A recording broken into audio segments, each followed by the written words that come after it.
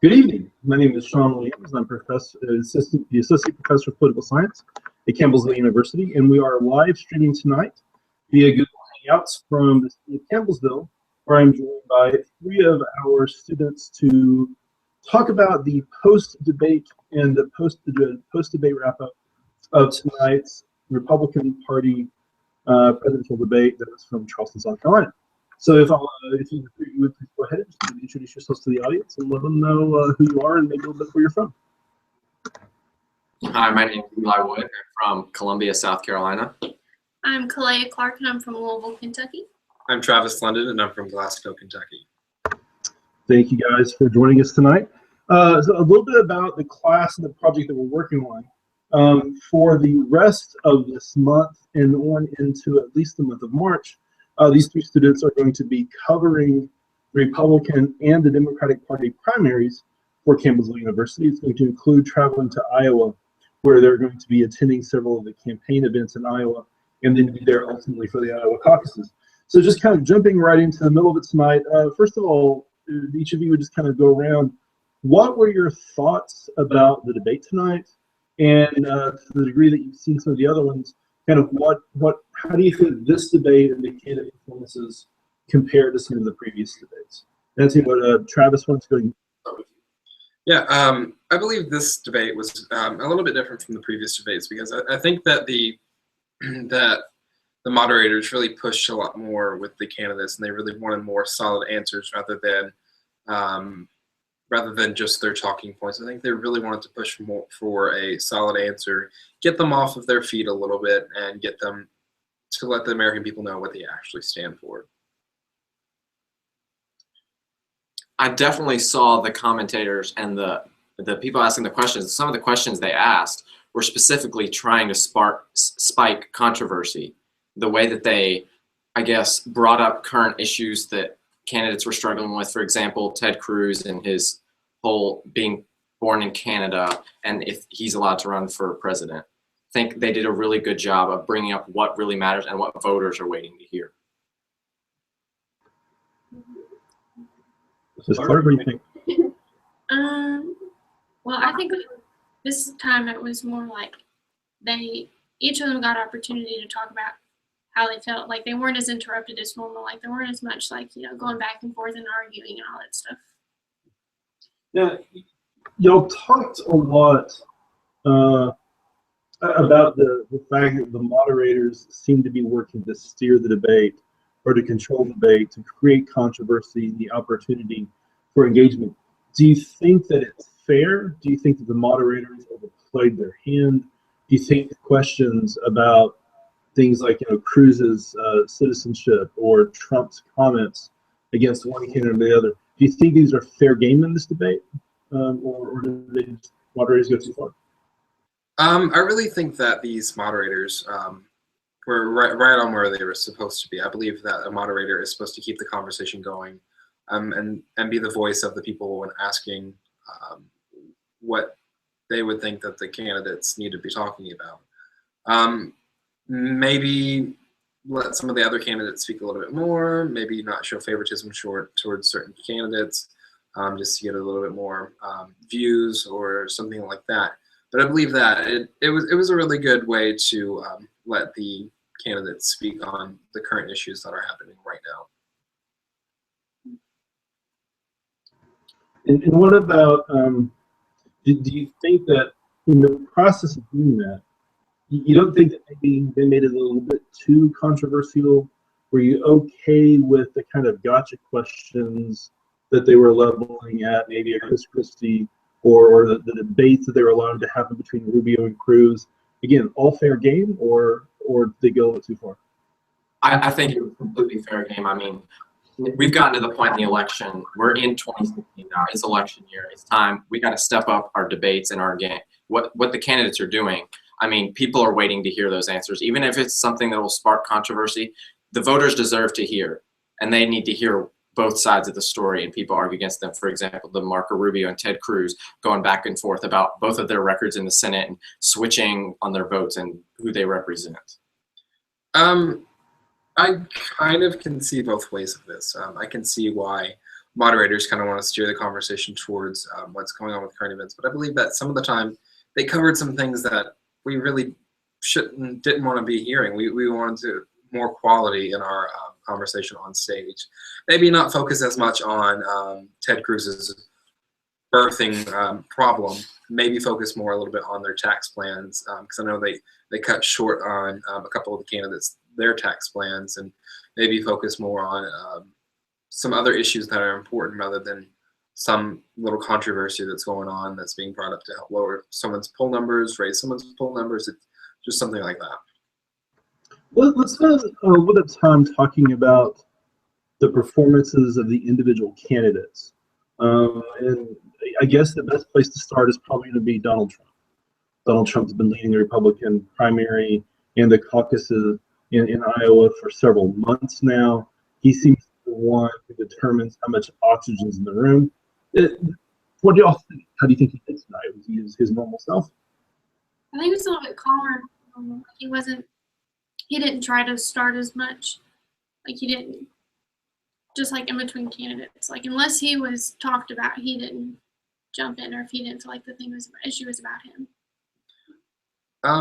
Ever since the very first Fox News debate, Trump, every time Trump goes towards one of the candidates, he goes for blood.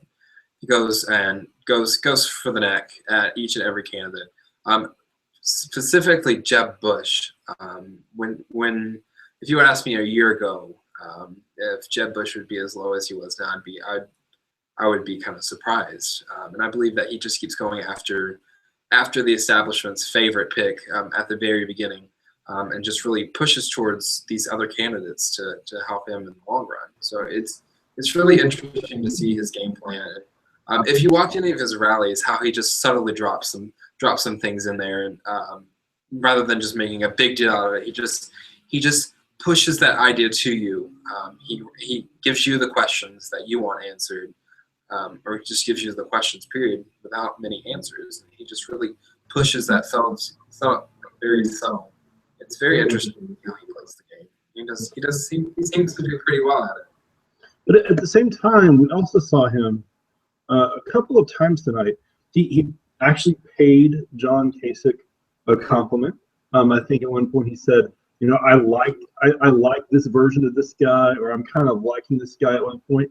He even alluded to the possibility of a Trump-Cruz ticket in the fall, suggesting that one of the reasons why he wanted Ted Cruz to deal with the birther question now was so that he wouldn't have to worry about it in the event that they were on the same ticket in the fall campaign. Was that just pure strategy? Was he trying to look nicer than in the past?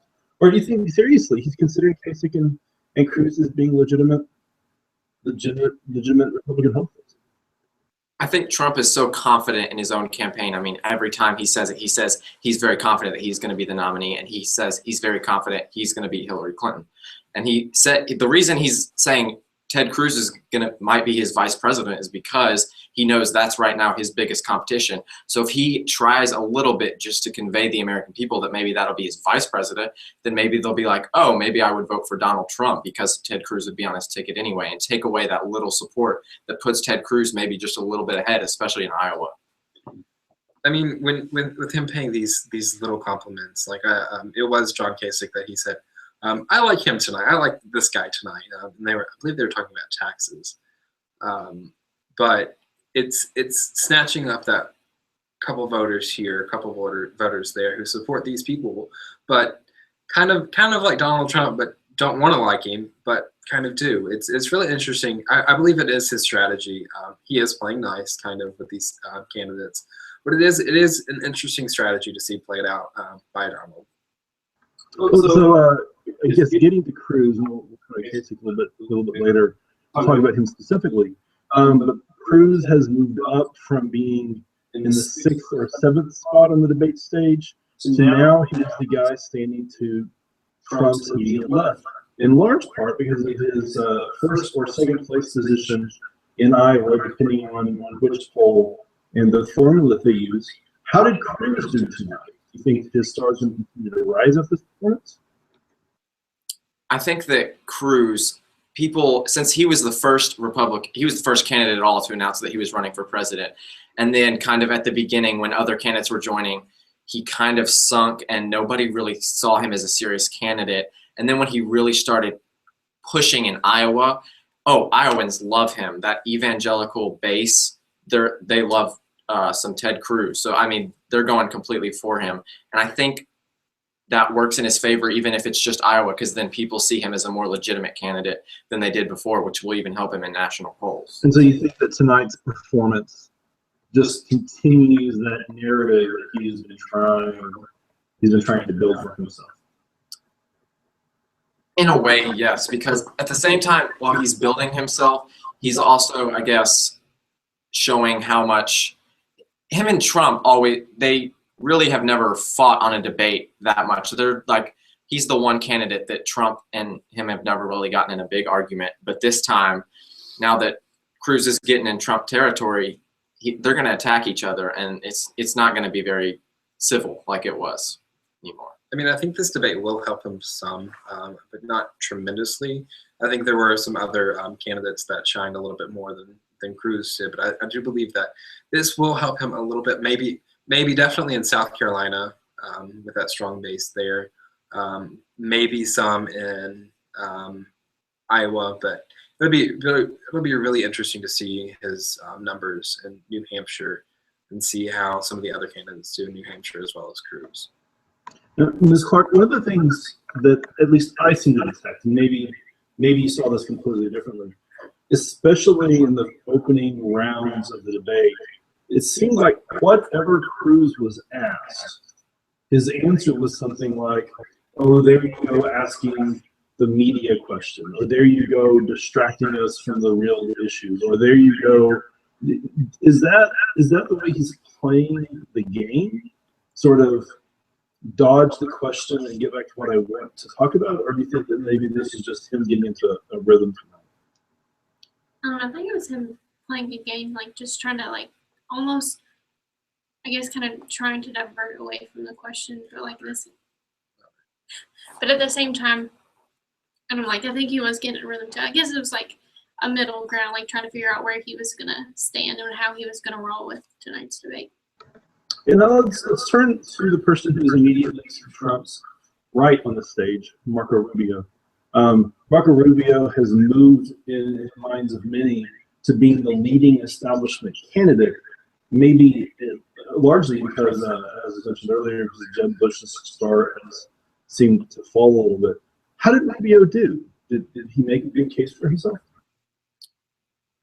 I think that Rubio still has, since the beginning, he's had one of the strongest debate performances. People, when they try to challenge him, he always has a rebuttal. He always has an answer for people who want to argue against him.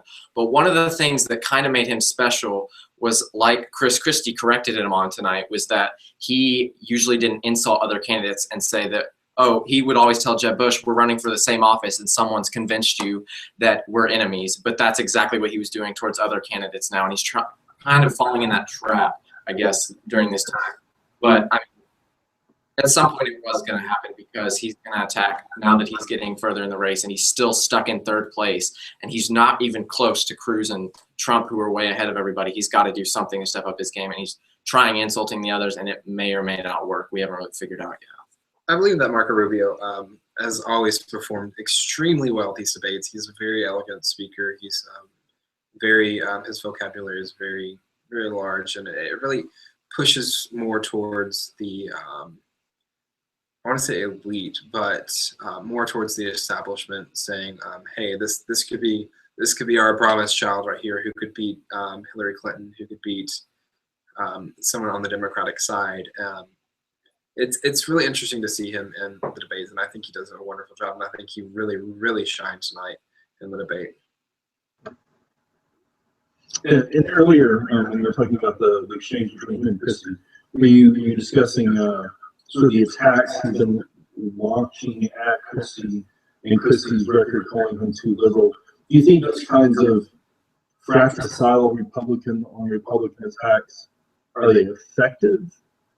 Do you think that the reason why he's going at Christie is because he thinks that Christie might be a potential threat in one of the states? Is that why you don't think that is happening? In New Hampshire, definitely Christie. Christie and Kasich both are kind of sneaking up, but Rubio used to hold the solid second place behind Donald Trump there. And now Christie and Kasich are really sneaking up on him in that state. And I guess that's what he's trying to do, attack Christie's past record. He claims Planned Parenthood personally donated to it and his gun law policies in New Jersey.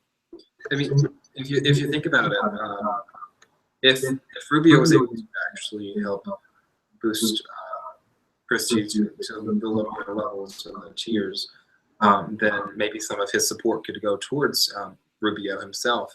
And it's a game that they like to play very much so in attacking someone at your level. Like, for example, when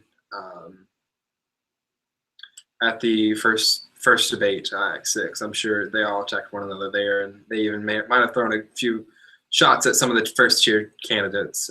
But it's interesting to see how they play towards one another, insult one another, just to get some more voters. In the last couple of debates, a lot of commentators have said that Christie has had stronger performances and has done a better job of presenting himself. He didn't feel as loud or as aggressive tonight. Do you think it was because of the different questions that have been asked? Or is there maybe because there are few people on the stage? Why do you think maybe he was a bit more reserved? I feel like tonight he was being a lot more. He didn't have really much time to go on the offensive to really push towards his policy. He was playing more on the defensive side because a lot of people were throwing jabs at him left and right, and he was just playing more of the defensive side and saying, "Hey, this is what I did." And if you caught him saying he didn't support the one person, I mean that's completely not even true. He sent out that support right there automatically, and so. I think he was more on the defensive tonight rather than his normal of pushing his policy and what he's done as a U.S. attorney in New Jersey. Moving to the other side of the stage, back to the left, Ben Carson. A month ago, Ben Carson was sitting in second place, challenging Trump. His numbers have fallen. He's still in the top tier, but declining. What do you think? Is his shot over? Did he do well tonight? I think it's because of his campaign and all of his staff, his big staff, like his campaign manager. I saw that his financial manager actually, I believe he resigned today. I think it's a main problem is within his own campaign. The physical layouts of his campaign and not Dr. Carson himself. I don't think he stood out much at all tonight. Like there wasn't anything he said that was like, that grabbed your attention or anything. Like, past debates there have been things that people can agree with or like, oh yeah, like he could be a little shot, but he didn't stand out tonight. Is there any moment that Carson had where you can sort of point to and say his answer to this question was blank, or now 30 minutes later, an hour and a half later, has his performance already kind of faded in memory? I don't remember the specific question or even his specific answer, but I do remember he was asked some question and he tried to give just a funny answer just to make the audience laugh. But with his campaign spiraling down, that's not what he needs right now. Now's not the time for the humorous answer because, I mean, honestly, the people are waiting to hear an answer from him because his policies have been kind of on the weaker side because not just because he's an outsider, but because of that whole everybody was doubting his foreign policy. And then he tried to give some answers. He even traveled across the country to go somewhere else. Like I think it was Jordan he went to, but I don't know. He's kind of hit the bottom. And honestly, with his debate performance tonight, it kind of seems like he knows it in a way almost. I think you're talking about when Jeb Bush was talking about how everyone on the stage could beat Hillary Clinton. And that's when he started speaking and the moderator was like, "Why are you talking?" And he said, "Because he said everyone." And I'm included in that. Yes. So it was pretty funny. The crowd he got some laughs from the crowd. But then again, why does that really matter? It doesn't really matter that I believe just his foreign policy isn't as strong as some of the other candidates, and his campaign's kind of floundering now, and it's just slowly fading out. Speaking of campaigns that are kind of floundering, at the first Republican debate, Jeb Bush was standing in the middle, walking horns with Donald Trump. At this debate, Jeb Bush was standing almost in the aisles, trying to throw grenades over a couple of other candidates. Did he redeem himself? Did he come back? Is it over for him? You're all laughing. Yes. Well, you can't really blame Jeb. It's if you watch him speak, it seems to me that he just looks super nervous, and he just every time they have him split screen with Donald Trump or with one of the other candidates, and they're going on back and forth at one another, Jeb's face is just priceless. He doesn't know what to think, and I kind of think his face goes along with his campaign. At the very beginning, Jeb had all kinds of money. Jeb, he was spending money left and right for this campaign. He was the establishment's favorite. His brother was president. His dad was president. He has the shot. He's a Bush. He can do it. And now at this other debate, it's just like, why is he still here? I mean, it's getting to the point where it's just like, maybe I can throw a little more swings here and get someone else up there. It's Jeb. I find it funny how a few debates ago he told Donald Trump he can't insult his way to the presidency, but yet that's literally how he's been running his campaign for the past few months. It's the most hypocritical thing I've seen in this campaign, because that was his big thing, was you can't insult your way to the presidency. It's all over his websites and all his ads, but then that's exactly what he does on the debate stage. That's all. He tries to win by insulting others and bringing them down, because he knows, you know what, the American people don't seem to support me, so you know what, if I'm going down, they're going down with me. Maybe he sees as that Trump is doing that, and maybe he's seeing his way. Oh, maybe if I do this, or maybe if I copy his campaign on this, I might bump in the polls. And it's not working, Jeb. I'm sorry. I'm sorry, Mr. Bush. Exclamation mark makes it better, though. It's okay.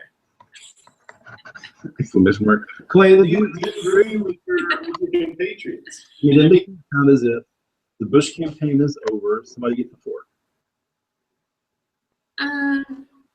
Well, I mean, at some point, yeah, I wouldn't say it's completely over, because there's still people that back him. But I don't know. I think he's definitely lost a lot. So. It's thinking about your future and politics, and it's thinking, okay, what about the Bush name? Maybe I need to just start slowly fading out, slowly giving more opportunities for maybe him in the future. Who knows? Maybe we'll like him again in 4 years. Who knows? If not, we'll just have to see. And that brings us to the last candidate on the stage tonight, John Kasich, who is kind of, I don't know, it's an interesting story here. There was some talk a week or two ago there because it is four members, he might not make it on the main stage. And then he might have been relegated to the B team debate. And then in the last week and a half, he's really seen his numbers rise in New Hampshire, where he was basically 3 or 4 months ago when he was polling second in the New Hampshire primary. How do you think he did? Do you think that he justified being in the main stage? I think overall, if I had to pick one candidate that would have done the best and I would have handed a medal to, I would be fighting in between Kasich and Rubio, but Kasich slowly slipping ahead. Tonight, I think he really appealed to more of the middle class, and like most of the other candidates would really appeal to like corporations and stuff like that. I believe that Kasich appealed to the middle class, even college students. He talked about college education tonight, almost being one of the first Republicans on stage to do that. It's his campaign strategy is really interesting. He's not doing well in Iowa, of course, and so he's basically pulling a John McCain, and it has just packed up. And so let's just not go to Iowa. Let's go to New Hampshire and focus. And it seems like his strategy is working well in New Hampshire. I mean, it qualified him for the primetime debate, and I think he earned his way tonight on that debate stage, and I think he did a great job in the debate, and definitely his prepping. Whoever prepped him was wonderful. Yeah, but at the same time, you got to look at, yes, he's not doing well in Iowa, so he's going to move all of his efforts to New Hampshire.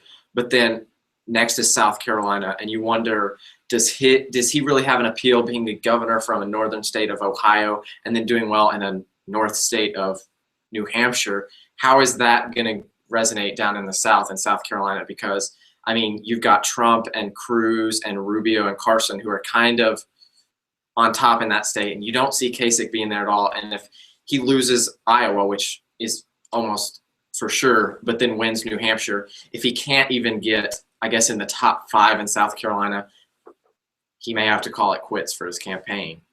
Yes. Do you know what I'd like to see? I'd like to see a Rubio Kasich ticket. Oh, it'd be perfect because Florida and Ohio are the 2 biggest swing states, and if they can win them both, they can win the presidency, no doubt. Done and done. Stick a fork in it. Sorry, Jeff.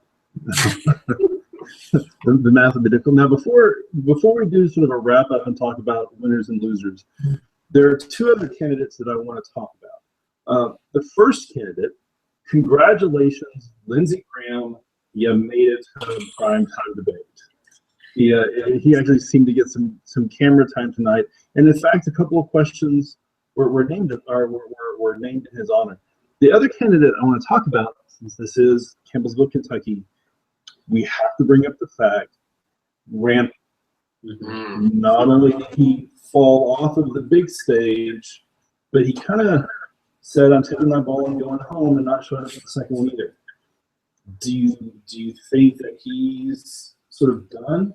Do you think that decision not to show up in the first debate, do you think that hurt him? Or do you think that most Americans are just going to agree with him and say, no, you really should have had to be there? I definitely think it didn't help him. If anything, it didn't help him.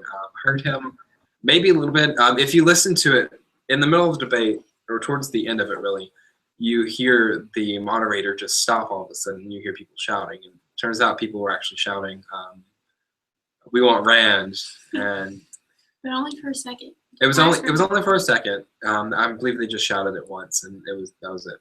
I feel like that's kind of mirrors his campaign. Let's shout one thing, and that's it. And it's really interesting to see how after he has paid all this money for this caucus and here in Kentucky, and see how long, if he'll even stick in it long enough to be on the caucus ticket. I think that's his main goal is to let's wait until March and get to the Kentucky caucus so I can represent my state. Other than that, he's not doing too hot. I think he's frustrated because he says he deserved a top tier spot, which in a way he did, because the past 3 or 4 days in the Iowa polls, he's been like number 4 or 5 with 5%, which doesn't seem like a lot, but in a race with so many candidates, that's a lot compared to what he had. But I think he's frustrated because, you know, the polls that they take to use the order for the debates, he obviously was frustrated because they didn't use the ones recently, because they had to use older ones, because you can't plan a debate that I guess that quickly. You have to have time. And Rand Paul, at the same time, it doesn't really look good to be in a lower tier debate. And I guess he kind of saw that as, you know what, I'm going to use this time to campaign in Iowa instead, because obviously I'm rising in the polls there, and that'll be a good place for me to go. I mean, if we have to talk about Rand slipping down to the first debate, then we kind of have to touch a little bit on Carly as well, because Carly was the only candidate who made it out of the first tier debate into the main tier, and now she's slowly slipping back. She's seemed to kind of starting to slip away just as fast as Lindsey Graham did. Is there something about her that doesn't play well in the Iowa and New Hampshire living rooms? Or is it, her ability to just not be able to go in and connect one-on-one? Or do you think it's her media efforts? What exactly is it about Fiorina that kept her from catching fire? I think it's more that she spiked in the polls at the wrong time. Her big craze was back in September when she was put on that main debate stage after the huge controversy about which polls are you going to use, because I deserved my spot on this main debate stage. And so people got crazy. She was like second in national polls at that time, just behind Donald Trump. And it kind of just died down because her campaign, I guess, wasn't ready for the momentum. Her and her campaign both weren't ready because after that, she kind of just slowly went down, and then now she's at the bottom, and I don't really see a way she can go back up. I mean, you even have to kind of blame the media a little bit on this because when they only cover certain candidates, what they're doing, and not really covering what the other candidates are doing, you've got more voters paying attention to the media and seeing these candidates and what they're doing, and so but it's still hard to show all of the candidates at the same time when there's quite a few still. 32,684. Yeah, it's hard. It's hard. Basically. So we're running out of time. So really quick, everyone's going to go around the panel. I'm going to have each of you answer a couple of questions. 7 candidates on the main stage tonight. Which 2 of those 7 do you each think sort of justify the fact that they still need to be the top tier, they did really well? And can you identify 2 that you think after this debate really everybody sort of need to do? And Ms. Clark, I'm going to go ahead and let's start this off with you. 2 best performances, 2 worst performances of the night. The 2 worst would be Carson and Jim for sure. Just because Carson, I just felt like his presence wasn't really there, and then just Bush, I just felt like his campaign just kind of fallen.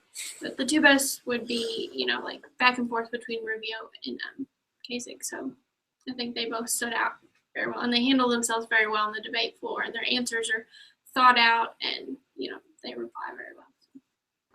Mr. Wood, what do you think? I'm actually gonna have to say the same exact thing. Ben Carson, he's spiraling. He's done. He, like I said earlier, he was joking on stage. He didn't really offer. I mean, he had a few good answers, but no real policy answers that the people were wanting to hear this late in the campaign.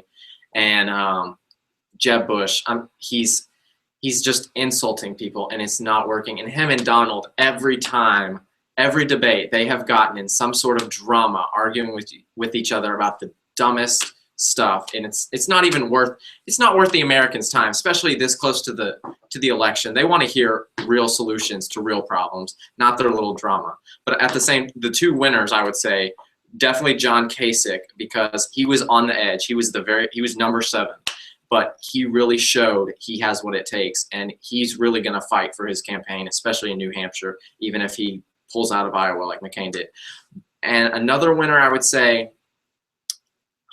have to say Chris Christie, actually, as my other winner, because he, unlike his past debates, he always argued how the reason that he won and that he's so good is because he's a governor, and governors are who've had executive experience, that senators don't know what they're doing. He did make one comment about it, but he didn't stay on that topic for every answer. And I think he did really well. He set Marco straight when he decided he'd tell him that he's not doing what he said he was going to do, and he's being a complete hypocrite about insulting Christie on his policies.